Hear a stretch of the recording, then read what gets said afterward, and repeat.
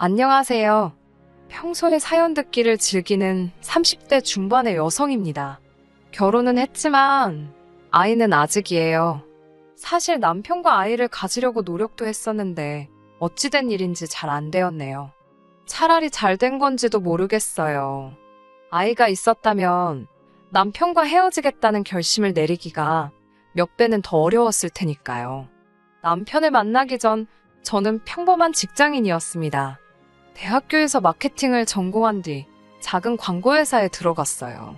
처음에는 열정과 패기를 무기 삼아 아무리 업무가 많고 힘들었어도 버텼습니다. 하지만 늦게까지 이어지는 야근은 물론이고 월급까지 쥐꼬리만큼 오르니 몸과 마음이 점차 축나는 게 느껴지더라고요.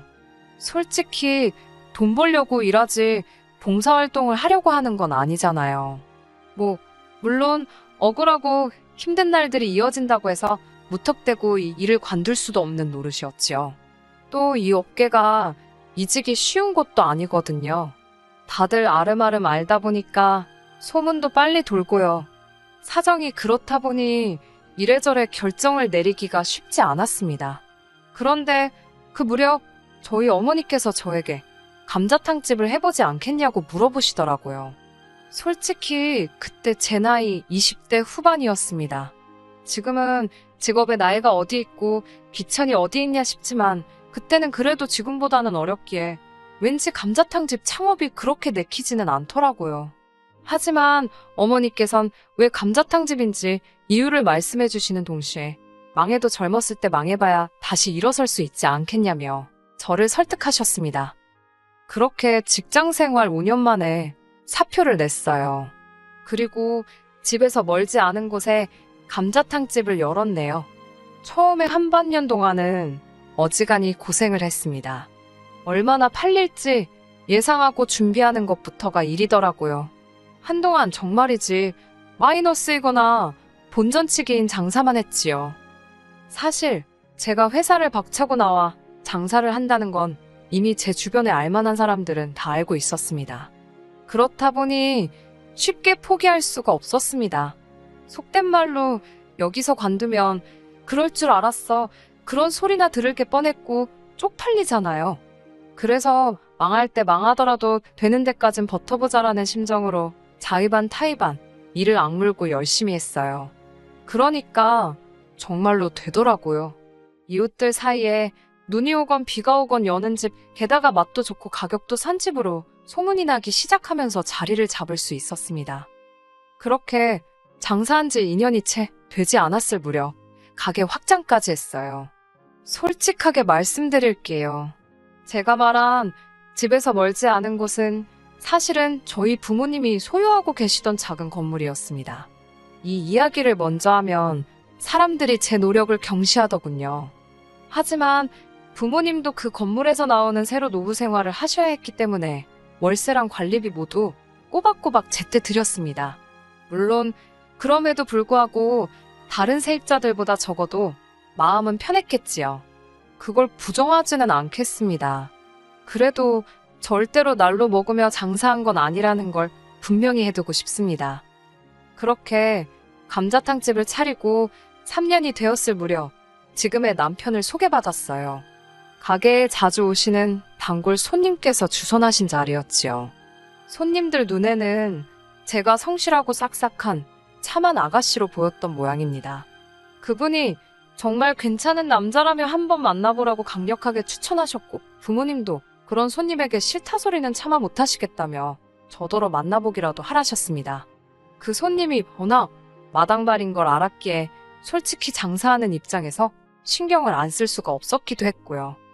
그렇게 만나게 된 남편은 처음부터 저에게 굉장히 적극적으로 다가오더군요. 나중에 알고 보니 저에 대해서 뿐만 아니라 그 건물이 저희 부모님 거란 사실까지도 이미 다 알고 있었던 모양입니다. 아니길 바라지만 아마 남편도 이런저런 계산을 했었기에 저에게 그렇게 적극적이었던 게 아니었을까 그런 생각이 들기도 해요. 아무튼 그때는 제가 연애를 너무 오랜만에 해서 그런지 남편이 어떤 생각을 하면서 저에게 들이댄 건지는 전혀 짐작조차 못했습니다. 연애라고 해봤자 대학교 1학년 때 2살 많은 오빠를 6개월 남짓 사귄 게 전부였으니까요. 이 세상을, 남자를, 사람을 너무 몰랐던 제 불찰이지요. 남편은 절 좋아한다, 사랑한다, 결혼하고 싶다, 온갖 달콤한 감언이설로 저를 꿰어냈습니다. 그 말을 믿었고 지금도 그때만큼은 진심이었기를 바랍니다만 그래서 결혼을 결심했던 거예요. 연애하는 동안 둘이 엇비슷하게 지출을 하며 데이트를 했기 때문에 남편의 재정 상황 같은 건 걱정하지 않았습니다. 어느 회사에 다니는지도 알고 있었고 그 회사가 월급이 적지 않다는 것도 알고 있었기에 후퇴어 깊이 하려고 하지 않았기도 하고요.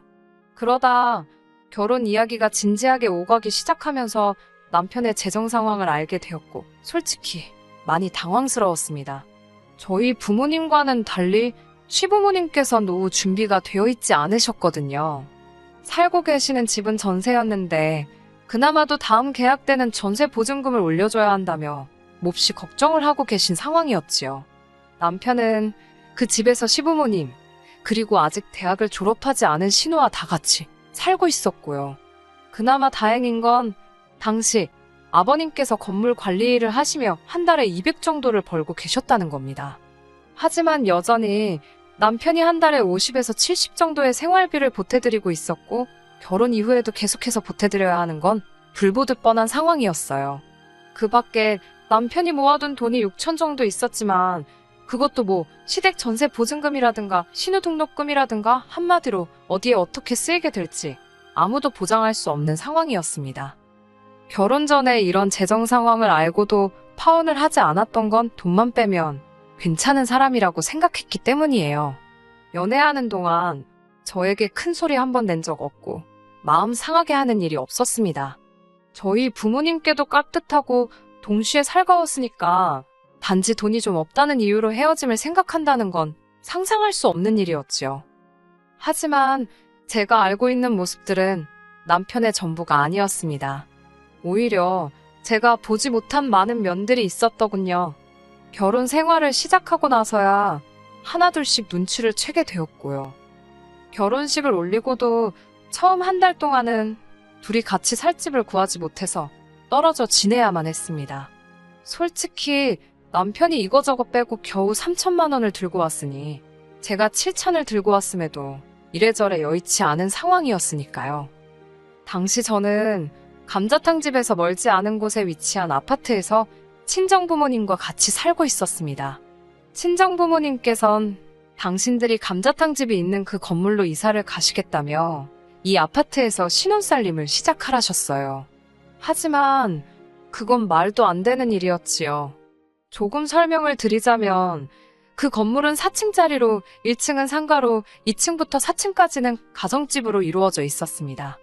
1층에는 원래 제 감자탕집과 다른 가게가 하나 더 있었는데 그걸 제가 확장하면서 터버린 상황이었고요. 2층부터 4층까지는 각 층마다 2개씩 집이 있었는데 거실 없는 투룸짜리입니다.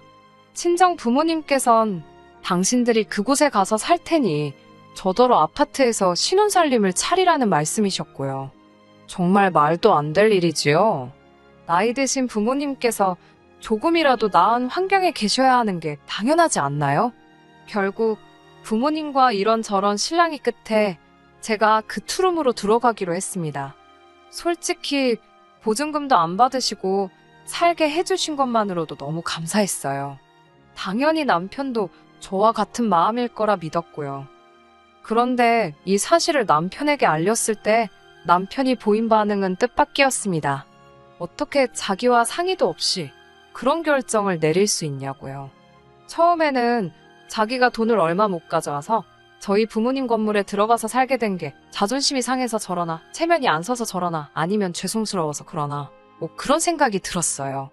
하지만 그게 아니라 저희 부모님이 양보를 해주신다 하셨으면 감사히 받는 게 예의 아니냐입니다. 그리고 덧붙이는 말은 더 어이가 없었어요. 어차피 저희 부모님께서 어디 살든 크게 상관이 없으신 모양이라며 그러면 자기 가족은 4명이고 저희 가족은 3명이니까 양쪽 집이 바꿔 살아도 되지 않았겠냐입니다. 솔직히 전 그 말을 듣는 순간 남편 머리가 돌아버린 줄 알았어요. 제가 제정신이냐고 진심으로 하는 소리냐고 정말 경멸하는 듯한 눈빛으로 남편을 바라봤던 것 같습니다. 그러자 남편도 아차 싶었는지 그냥 해본 소리라는데 사람이 하는 말 중에 그냥 해본 소리가 어디 있겠어요? 다 마음에 있는데 자기도 모르게 터져나오는 거지. 그래도 그때는 결혼한 지 2달도 안 되었을 때고 남편도 바로 납작 엎드렸기에 그냥 넘어갔습니다. 남편은 회사 생활의 환멸을 느낀다고 했습니다. 아무리 죽어라 일을 하면 뭐하냐고 알아주는 사람이 하나도 없다면서요. 저도 회사 생활을 해봤으니 남편이 무슨 말을 하는 건지 100번이고 1000번이고 이해를 했습니다만 그렇다고 제가 뭐라고 하겠어요. 회사 생활이란 게 원래 다 치사하고 더러운 거다. 좀만 참아라. 그러면서도 남편은 접대 회식은 꼬박꼬박 잘도 가더라고요. 한다는 말이 이렇게라도 가야 눈도장 찍고 승진해서 저 호강시켜줄 거 아니냐입니다. 접대 회식이라는 게 아시잖아요. 툭하면 싸구려 향수 냄새에 쩔어오질 않나. 술이 떡이 돼서 들어오질 않나. 하지만 결혼 생활 내내 남편은 승진은커녕 연봉 협상도 똑바로 못하던걸요. 그래도 제일 스트레스 받는 건 본인 아니겠어요?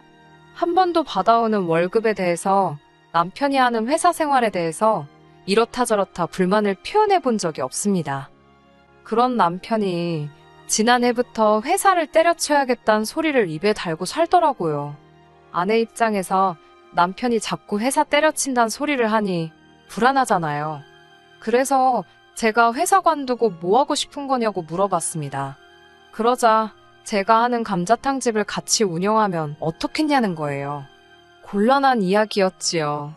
이미 오랫동안 같이 손발을 맞춰온 이모님이 계시기도 했고 사실 남편이 할 만한 일은 딱히 없거든요. 저는 그건 어려울 것 같다고 했습니다. 그러자 남편은 너는 네가 사장이니까 네가 원할 때마다 쉬고 출퇴근 시간도 조절할 수 있고 그런데 자기는 왜 이렇게 살아야 하냐입니다. 아침 9시면 기계처럼 출근해서 밤늦게까지 술 먹고 하는 게 누군 좋아서 하는 거냐고요. 그 말을 들으니 억울한 거예요. 막말로 회사로 출근하는 거야 출근만 하면 되잖아요. 어찌됐건 8시간, 9시간 채우면 월급은 주니까요. 장사는 해보니까 그게 그렇지가 않더라고요. 밑준비해야지, 뒷정리해야지 이것만 벌써 2~3시간은 그냥 잡아먹습니다. 하긴 제가 지금 뭐 장사가 어렵다고 하소연하려고 사연을 쓰고 있는 건 아니니까요. 아무튼 남편에게 지금 당장 감자탕집에 당신이 할 만한 일도 딱히 없고 남 부부가 하루 종일 붙어있는 거 좋은 거 같지 않다. 회사를 관두는 건 말리지 않겠지만 대신 뭘 할지 고민하고 정해놓고 관두든지 하라고 했습니다. 그러자 저더러 너무하답니다. 너도 회사 생활 적응 못해서 관두고 지금 장사하는 거면서 자기는 왜 못 관두게 하냐고요. 어쩔 수 없이 남편에게 지금 그냥 관두면 생활비는 어떻게 줄 거냐고 했어요. 솔직히 돈 이야기는 안 하려고 했거든요.